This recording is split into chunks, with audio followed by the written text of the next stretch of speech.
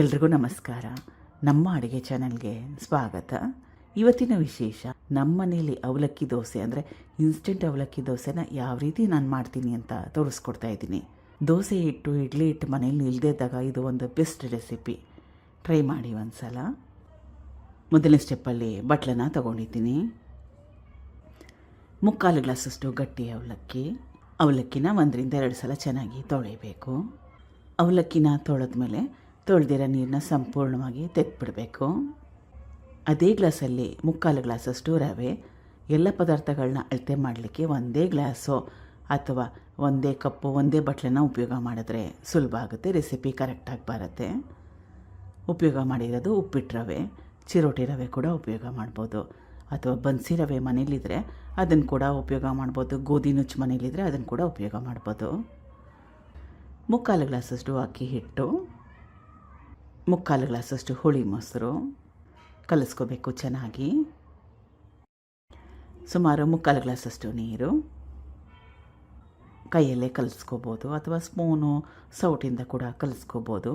ಯಾವುದೇ ಅಡುಗೆ ಇರಲಿ, ಕೈನ ಜಾಸ್ತಿ ಉಪಯೋಗ ಮಾಡಿದ್ರೆ ಹೆಚ್ಚಿನ ರುಚಿಕರವಾಗಿರುತ್ತೆ.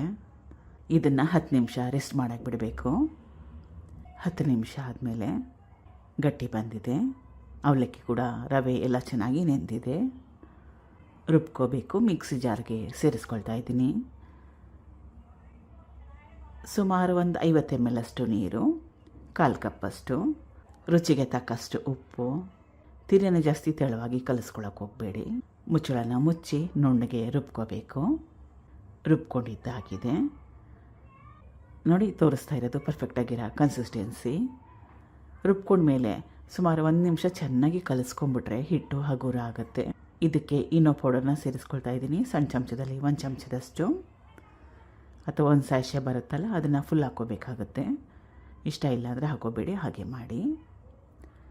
ಈನೋ ಪೌಡರ್ನ ಹಾಕ್ಕೊಂಡ್ಮೇಲೆ ಅದ್ರ ಮೇಲೆ ಸ್ವಲ್ಪ ನೀರನ್ನ ಹಾಕ್ಕೊಂಡು ಚೆನ್ನಾಗಿ ಕಲಿಸ್ಕೋಬೇಕು. ಹಿಟ್ಟು ರೆಡಿಯಾಗಿದೆ. ದೋಸೆ ಹೆಂಚು ಕೂಡ ಚೆನ್ನಾಗಿ ಕಾದಿದೆ. ನಾನು ಉಪಯೋಗ ಮಾಡಿರೋದು ನಾನ್ ಸ್ಟಿಕ್ ಹೆಂಚು, ನಾನ್ ಸ್ಟಿಕ್ ತವಾ. ದಪ್ಪಗೆ ಮಾಡಿಕೊಂಡ್ರೆ ಒಳ್ಳೆಯದು, ಚೆನ್ನಾಗಿರುತ್ತೆ, ಸೆಟ್ ದೋಸೆ ಥರ ಬರುತ್ತೆ.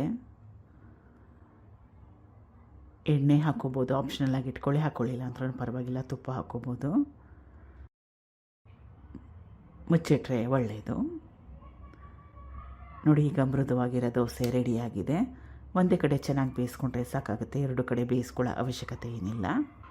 ರೆಸಿಪಿನ ಟ್ರೈ ಮಾಡಿ. ಈಸಿಯಾಗಿರೋ ರೆಸಿಪಿ, ಕಡಿಮೆ ಪದಾರ್ಥಗಳು. ಹಿಟ್ಟನ್ನ ರುಬ್ಬಿ ಹುಳಿ ಬರೆಸ್ಕೊಳ್ಳೋ ಅವಶ್ಯಕತೆ ಏನಿಲ್ಲ, ರುಬ್ಬಿದ ತಕ್ಷಣವೇ ಮಾಡ್ಕೋಬೋದು.